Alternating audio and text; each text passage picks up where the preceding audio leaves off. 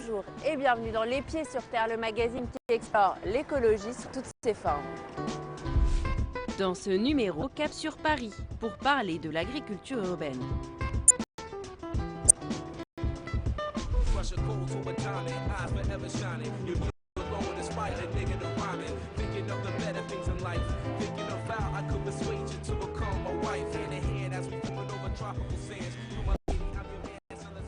Il y a un siècle à peine, on pouvait trouver ici, à Paris, des troupeaux de moutons ou déguster de savoureuses pêches de Montreuil.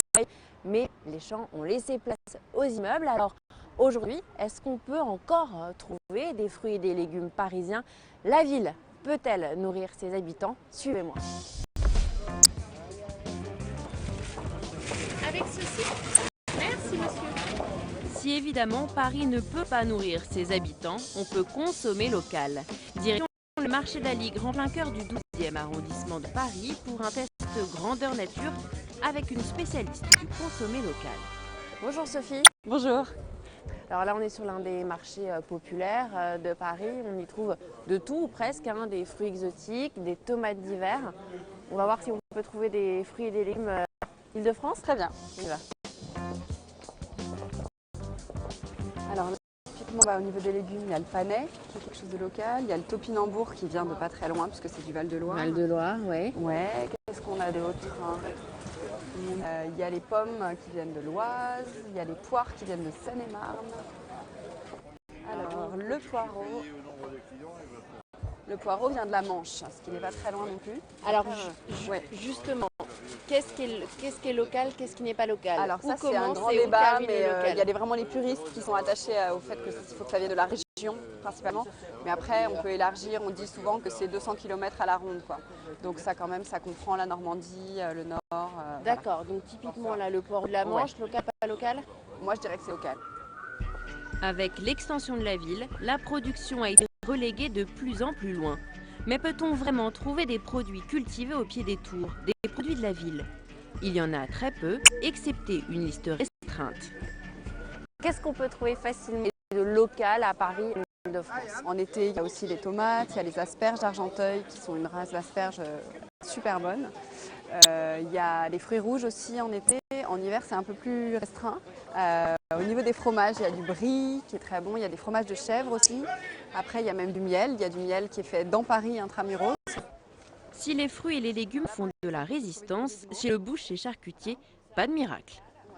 Bon, alors, de toute façon, sur la viande, on sait que c'est compliqué de la consommer locale. Ouais, c'est plus compliqué. Là, on voit Lyon, Auvergne, Pyrénées, qu'est-ce qu'il y a d'autre? Ariège. Donc effectivement, il n'y a pas grand-chose de local là. Bon, alors là, on est sur la charcuterie. Ouais. On pourrait imaginer trouver du jambon de Paris. Ouais, on pourrait.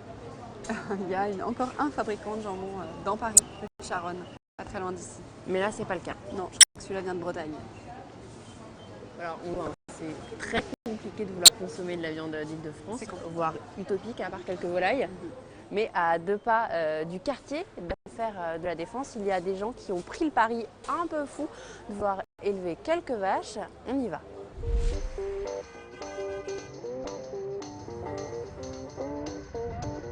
Du lait, du fromage, du beurre produits à Saint-Germain-en-Laye. Nous sommes à quelques kilomètres de Paris. À la différence de son père, ce fils d'agriculteur se rend au champ via le périphérique. Depuis 2 ans, Jean-Marie Maraîcher s'est lancé dans l'élevage urbain avec une idée en tête, nourrir les citadins. Même si avec seulement 4 vaches, on est encore loin de la production. Le but, c'est d'en avoir 15. Voilà, à peu près. En fait 15, c'est pour dire que le projet il serait viable économiquement et qu'il y aurait une personne qui puisse en vivre. Et ça paraît peu, mais en fait le projet il serait de transformer, la seule manière de pouvoir en vivre, c'est pas de produire ces 30 ou 50 000 litres de lait par an pour l'envoyer à une coopérative, comme c'est fait dans le gros élevage, mais plutôt de le transformer sur place en crème, en beurre ou en fromage. En interne. Et du coup, cette valorisation du lait permet de vendre les produits un peu plus chers, enfin en tout cas de lui donner de la valeur ajoutée et du coup d'avoir un revenu suffisant pour qu'une personne en vive. Là, on se retrouve en fait non loin du château de Saint-Germain-en-Laye. On voit tout Paris en fait, la Défense, la Tour Eiffel, mais également l'autoroute, pas loin, le RER. Est-ce que en fait on a envie d'élever des bêtes dans un tel environnement urbain? Ici, les terrasses de Saint-Germain, ça reste quand même un peu reculé, elles ne sont pas au nez des pots d'échappement. Et après, ce qui est intéressant, c'est justement ce qu'on parlait tout à l'heure, c'est de rapprocher le citadin de ces animaux, rapprocher la production de la consommation. La race, la bretonne pied noir, n'a pas été choisie au hasard. L'idéal pour nous, pour l'association, pour tous les bénévoles qui s'en occupent, parce qu'elle ne demande pas beaucoup d'entretien ou des compétences en élevage qui sont très approfondies. Parce que déjà, elle vèle toute seule, donc il n'y a pas besoin de l'accompagner pour le vélage. En gros, on va se réveiller un jour et puis le veau va être là.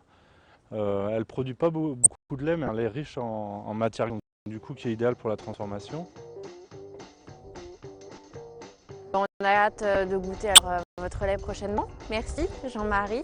Il faut parfois aussi faire preuve de beaucoup d'ingéniosité pour produire en ville. Prochaine étape, les champignons.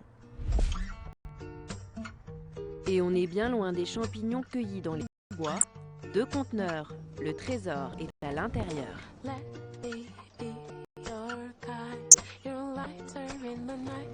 Waouh! Voilà, c'est ici que poussent C'est nos assez champignons. incroyable, hein. Voilà. C'est un peu le laboratoire d'un savant fou. Exactement. C'est un endroit, évidemment, où on est content de voir le fruit de notre travail. Les plantes qui poussent comme ça, qui sont vraiment belles et qui sont appréciées de très très grands restaurateurs. Donc c'est vrai que c'est toujours...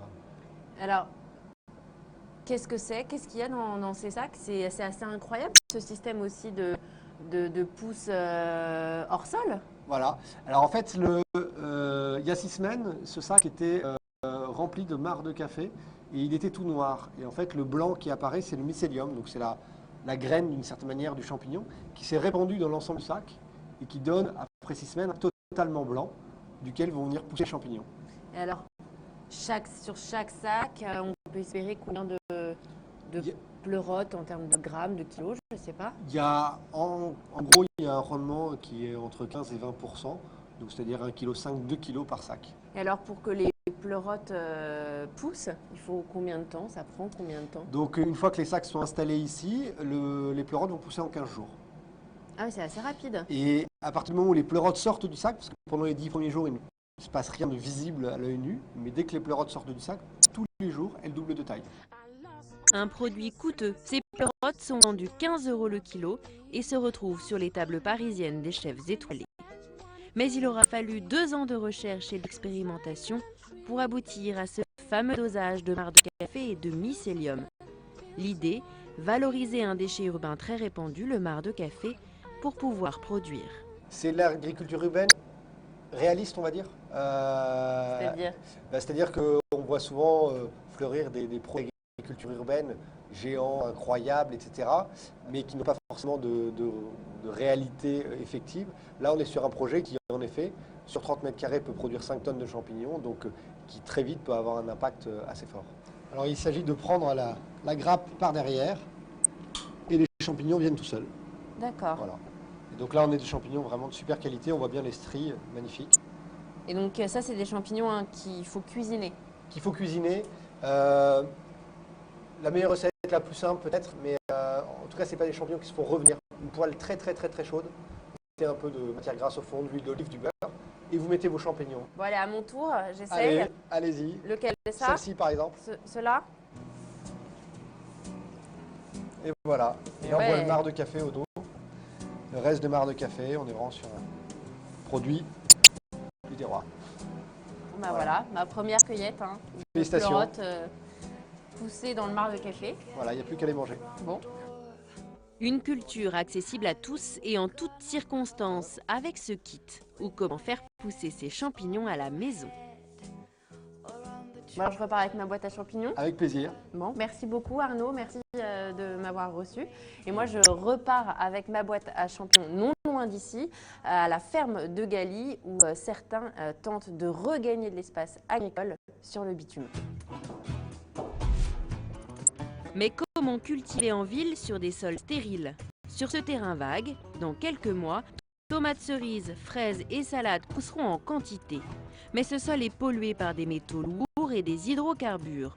Le défi du projet Les Fermes en Ville, s'affranchir complètement du sol, qu'il soit pollué ou bitumé. Le projet s'appelle Les Fermes en Ville, c'est un projet pilote. C'est l'idée de se dire qu'on peut recoloniser, reconquérir une friche et faire de l'agriculture dessus. Mais alors là, en regardant autour de moi, je me dis pas forcément que c'est une friche industrielle comme je l'imagine. Alors non, c'est pas l'image d'une friche industrielle qu'on a, mais c'est justement pour ça que c'est un projet pilote. On l'a fait juste à côté de notre base pour pouvoir le développer rapidement et pouvoir demain le dupliquer dans des fameuses friches industrielles qui iraient plus en cœur de ville. Et on part à la reconquête finalement de la ville. C'est ça, parce qu'on entend toujours les gens dire la ville mange la campagne, on perd un département agricole tous les 7 ans. Est-ce qu'on ne pourrait pas inverser le regard et que ce soit la campagne qui mange la ville? Et voilà, c'est un peu de la démarche qu'on fait. Avec ce projet, Alexis imagine en plein cœur de Marseille, Lyon ou Paris 2 ou 3 hectares de potager, un modèle économique à inventer. Et pour s'affranchir du sol, il faut donc optimiser la culture hors sol qui existe déjà, comme ici à la ferme de Galy, où ces fraisiers sont cultivés dans ces gouttières sur un nouveau sol d'écorce de pin et irrigué par un tuyau. A priori, on est bien loin de l'agriculture biologique, prisée des citadins. C'est pas parce que c'est hors sol que c'est forcément synonyme de pesticides et d'engrais chimiques de manière massive. Pour faire de l'agriculture propre, il faut savoir être technique. Et en effet, c'est une forme de technicité, mais ça ne veut pas dire que ça va à l'encontre de l'environnement. Au contraire, on récupère aussi toutes les eaux de drainage, c'est-à-dire que toutes les eaux qui ne sont pas absorbées par la plante sont de nouveau collectées, parce que justement on a un support imperméable qui permet de récupérer les eaux, et toutes ces eaux sont réinjectées dans le système. Économie d'eau, ça évite de mettre de l'engrais dans la nappe phréatique, donc il y a un vrai intérêt écologique et économique fort. Alors Alexis, si vous partez à la reconquête du bitume, d'autres imaginent des fermes verticales en centre-ville. Pour l'instant, en France, ce ne sont que des projets, fermes urbaines. Des dessins imaginés par des architectes, des tours qui pourraient notamment abriter des cultures maraîchères. Aujourd'hui, on travaille par exemple sur des jardins de production qui superposent des couches, et comment est-ce que dans ces couches on peut aussi habiter, dans lesquelles on peut aussi imaginer des manufactures. Vous voyez, elle est là l'innovation. Mais finalement, les fermes urbaines, les serres verticales restent anecdotiques et avant tout pédagogiques. L'enjeu pour l'agriculture urbaine est ailleurs. Il faut éviter que la ville ne s'étende indéfiniment au détriment de la vie rurale.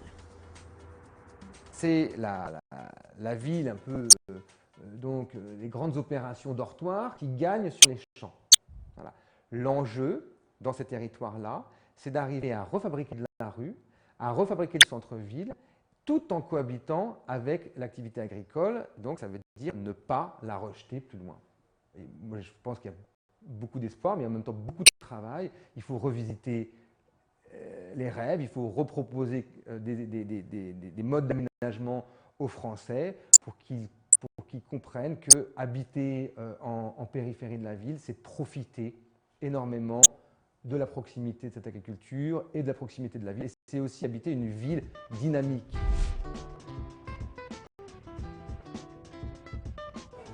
Les Pieds sur Terre, c'est déjà fini. À bientôt pour un nouveau numéro de votre magazine dédié à l'environnement. D'ici là, gardez la tête sur les épaules et les pieds sur terre.